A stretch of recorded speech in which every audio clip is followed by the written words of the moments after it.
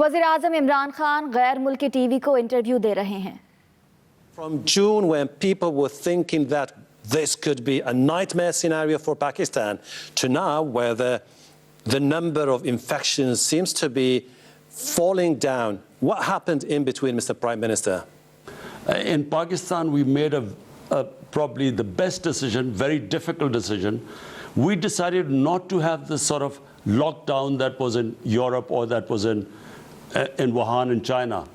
We decided to go for a smart lockdown. In other words, concentrate on hotspots and lock them down rather than a blanket lockdown. Because in my opinion, when you have high levels of poverty, when you have daily wages, people who have to earn to feed their families, and in our case, we had almost over half our workforce was informal.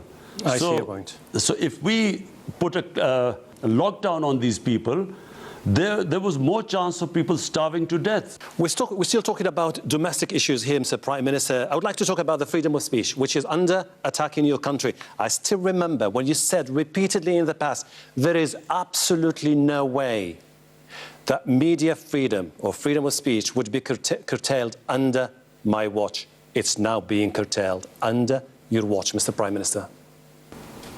Hashim, what is the evidence? Can you just tell me how we are curtailing the freedom of speech? I'll tell you.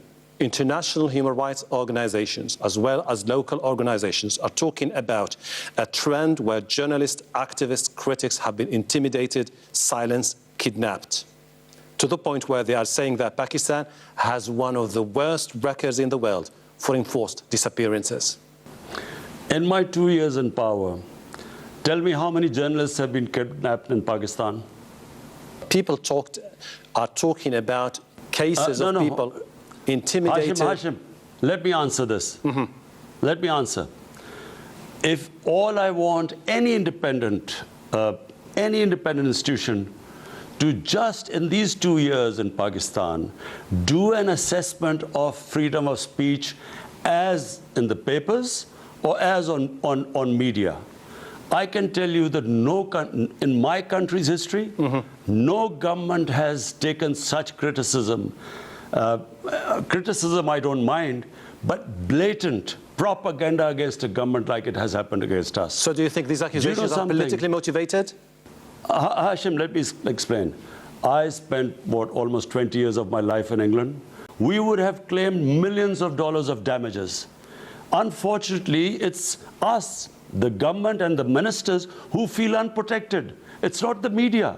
There is not one instance. Maybe some journalist claimed, we don't even know what the reason was. He was picked up for a few hours. In these 2 years, it's unheard of. What do they call intimidation? I mean, if someone publishes a fake news against the Prime Minister and the Prime Minister then takes him to the court, is that intimidation? It happens anywhere in the world. If the British Prime Minister was subjected to the sort of things that I have been, he would have been now millions of dollars richer because he would have won in the libel cases. I know what libel cases are. So, if anything, the pendulum has gone the other way. We need protection. People are asking questions about why senior military officers are taking charge of many major departments in Pakistan when you should have been putting more civilian faces for the international image of your country, Mr. Prime Minister. What international image? This is a democratic government. We won an election. We challenge anyone to question the election. We ask the opposition, name us any constituencies which you think you didn't get a fair result. We are ready to open them up. Let me put it this way. How would you describe your relationship with the Army's top brass? I think this is, in our history, we've had a checkered relationship between the civilian and government sometimes. We've obviously had military governments, then we've had civilian governments, where there has been an uneasy relationship. We have an excellent relationship. I honestly think it is the most harmonious relationship. We have complete coordination. We work together. The military completely stands with all the democratic government's policies, whether it is with India, whether it is for peaceful solution in Afghanistan. Everywhere the military stands with us. Okay, this is going to be time now to talk about regional issues and Afghanistan in particular. You have encouraged all the parties to resume talks. Let me ask you this specific question, Mr. Prime Minister. The ultimate goal of the peace talks is eventually to see peace and stability in Afghanistan. Do you think that the best formula would be a power sharing between the government in Afghanistan and the Taliban? Look, Hashim, this 19 years of war in Afghanistan has created such divisions in the society. There's been so much bloodshed that for anyone to believe in this utopia that suddenly they will all get together and there'll be peace, I'm afraid it's a very complicated situation. But given the complicated situation, and by the way, I was the one who kept saying that there was never going to be a military solution, that there should be a political solution. Had they listened to me earlier, we probably would have had less complications. The longer this war went, the more the rivalries, the hatred, the divisions, and the more difficult it is to actually sit down together with all the antagonists. But this is the nearest we have got to peace in Afghanistan and a political solution. But then what's the end game from a Pakistani perspective? What is the end game here from a Pakistani perspective? Would you enjoy or welcome the idea of a power-sharing agreement where the Taliban, along with the political establishment now in Kabul, come together and form a national unity government? Are you in favor of that formula? Yes or no, Mr. Prime Minister? Hashim, whatever the Afghans think is good for them is good for us. Okay. Whatever influence we could use, I honestly think we've tried our best to somehow get the Taliban and Afghanistan government sit on one table. And, you know, this is a miracle that it is actually happening. We pray that this happens. We realize that they are spoilers. I'm afraid there's certainly one country, India, which does not want it to happen. And this is exactly what I wanted to ask you. You have been always skeptical. I'm talking about a Pakistani established political elite. They have always been skeptical of the post-Taliban governments based in Kabul. Is it because you feel like they are leaning more towards India? Or that India could take advantage of the situation to create new political realignment?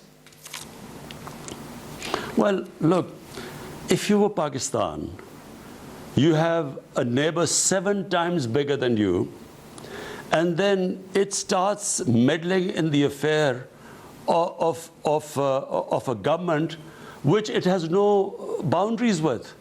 India has no boundary with Afghanistan, but Pakistan has a huge boundary with Afghanistan, and all our relationship with Afghanistan, even before Pakistan came into being, are centuries old. Now, when India starts interfering there, unfortunately, our security forces, our security apparatus gets worried. It's natural. It would happen to any other country. But we have decided, we in Pakistan have decided, we don't care what India does there, but whatever is good for Afghanistan is good for us. We feel that peace in Afghanistan, after Afghanistan, the other country which has a stake in peace in Afghanistan is Pakistan. Because instability there creates instability on the border regions, what was our former tribal areas, and that affects the whole of our country. You've been saying basically that you are always open to dialogue with the Indians to end the issues that you've been having with it for many, many decades, particularly the issue of Jammu and Kashmir. Now, it's been now a year since the Indians decided to revoke the special designation of the region, effectively annexing Jammu and Kashmir. Do you have any hopes that with Narendra Modi you can sort it out? Hashim, look, let me just make it clear. I do not believe in military solutions. I have never believed in military solutions. The moment I became the Prime Minister, I extended a hand of friendship to India.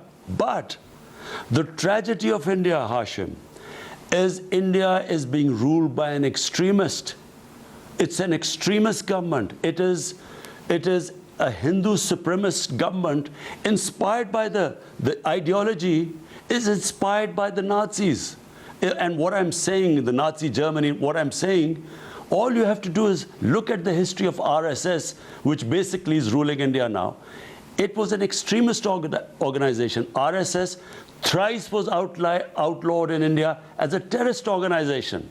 They now control 1.3 billion people nuclear armed. That's the tragedy what's happened in India. I know India better than most Pakistanis.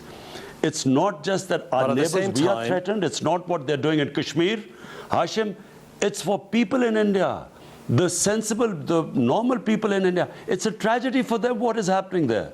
But don't you see that Pakistan itself should understand that they cannot continue as a country to see themselves as the victim forever? And just I'll give you a hint here. You've been trying to rally international support. The United Nations Security Council met 3 times about Kashmir. Absolutely no strong sign of solidarity with your country. All symbolic gestures. Don't you feel like you've been abandoned by Western allies? Hashim, number one, Kashmir is a disputed territory between Pakistan and India since 70 years. Now, this disputed territory on 5th August last year was taken over by India by brute force. 8 million people in Kashmir in an open prison and 800,000 Indian troops in the valley who are now oppressing them. Now, we have knocked all doors and we will keep doing so. We went to I spoke in the United Nations Security Council. I've spoken to the heads of states. This is an extreme injustice, not just for people of Kashmir. If this escalates and if this breaks up into a conflict between Pakistan and India, this has implications for the rest of the world. That's why it's serious. But why the world is not saying anything right now? This is the problem. Because, Hashim, listen, Hashim, let me make it clear. No, Hashim, let me make it clear. Sure. The reason why the world or certain parts of the world are not responding, because unfortunately, countries worry about their commercial interest. They look upon India as a huge market. And so they are willing to ignore this huge travesty of justice that is taking place there. It doesn't mean that we will sit down quietly and accept this. We will keep trying. I understand your anger and understand your frustration. Is it the reason why your foreign minister delivered an unprecedented sharp rebuke of the Organization of the Islamic Countries about Kashmir in particular, to the point where the Saudis were really, really angry about what your foreign minister said? Hashim, first of all, it's not frustration. I believe that countries struggle. Yes, we wanted OIC to take a more front role in this whole thing. Yes, we did. But let me make it clear. Saudi Arabia will always be a friend of Pakistan. But yes, we want OIC to take a bigger role in this whole thing.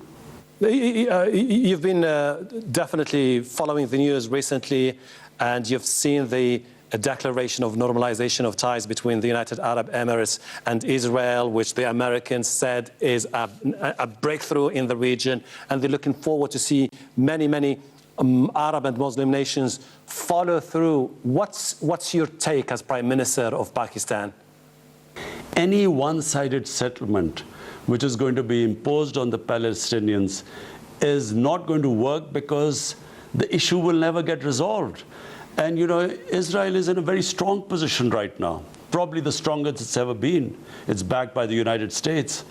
But Israel too must recognize this, that if they do not allow Palestinians to have a just settlement, a viable state, this issue is not going to die down.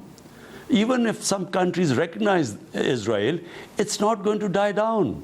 It will just keep festering. It's in Israel's interest that there should be a just settlement. China, where does the economic corridor stand now? We're talking about an unprecedented mammoth project estimated at something like $62 billion. Many are hoping this is something that could change the face of your country. You've been skeptical about some aspects of it. You wanted to renegotiate some aspects of the deal with the Chinese. Has that been reworked with the Chinese counterpart?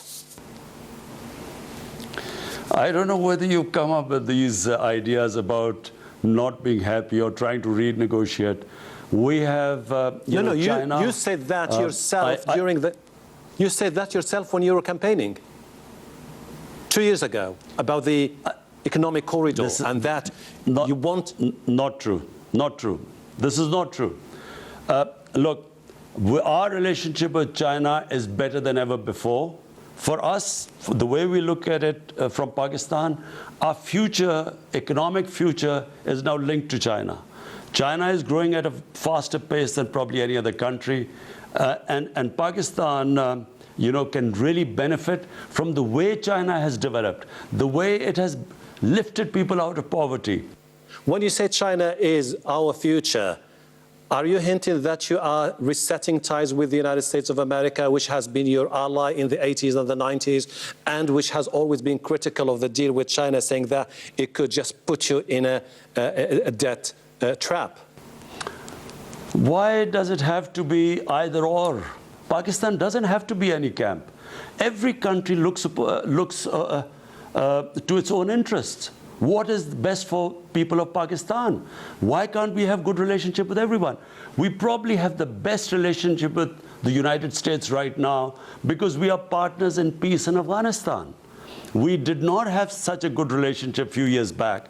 We have a very good relationship right now. And I do not see why it's either China or the United States. Mr. Prime Minister, this is going to be my last question to you. If you remember those who voted for you, those who had faith in you, those who saw you as an outsider, not affiliated with the traditional political dynasties of Pakistan, those who had genuine hope that Pakistan tomorrow will look different, modernized, transparent, efficient in terms of economy, and moving forward, departing from the past. Your country, unfortunately, till now, and its political elite in particular, is trapped in a past mindset. And you must agree with me that you have this very small window to change the country. Otherwise, it's going to be too late. Do you have that feeling? Are you concerned about that potential? What are you going to tell the people who are going to vote for you in 2 years from now? Hashim, I don't look upon Pakistan like the way you're saying you have a small window. I think Pakistan is a country of tremendous potential. The biggest change in Pakistan, if you want to know what is the change in Pakistan, it's the first time in Pakistan we are changing it from an elitist system. Pakistan has what we call elite capture. Unfortunately, Pakistan, the rich kept getting richer and the poor getting poorer. We have changed this whole thing. All our policies, whether it is the construction policy, whether it is the education policy, all our economic policies are aimed at raising people out of poverty. The difference between Pakistan of now and before, our main concentration are the people of Pakistan. Policies aimed at giving them justice, giving them education, a health system. First time we've got health insurance in Pakistan so that the poor people have health insurance. They can not worry about the cost of treatment. These are new changes in Pakistan. One education system, core syllabus, which from next year starts, we had 3-tier systems. So we're changing the way Pakistan will grow. Imran Khan, Prime Minister of Pakistan, I really appreciate your time. Thank you, and thank you for talking. TV को interview उन्होंने कहा कि नहीं चाहते पाकिस्तान की मैशत का इन्हिसार कर्जों पर हो। उन्होंने कहा कि हमने कोरोना से निपटने के लिए इकदाम किए, हुकूमत ने मुल्क को दुरुस्त समत पर गामजन कर दिया। आगे बढ़ने के लिए करप्शन का खात्मा बहुत ज़रूरी है। वज़ीर आज़म इमरान खान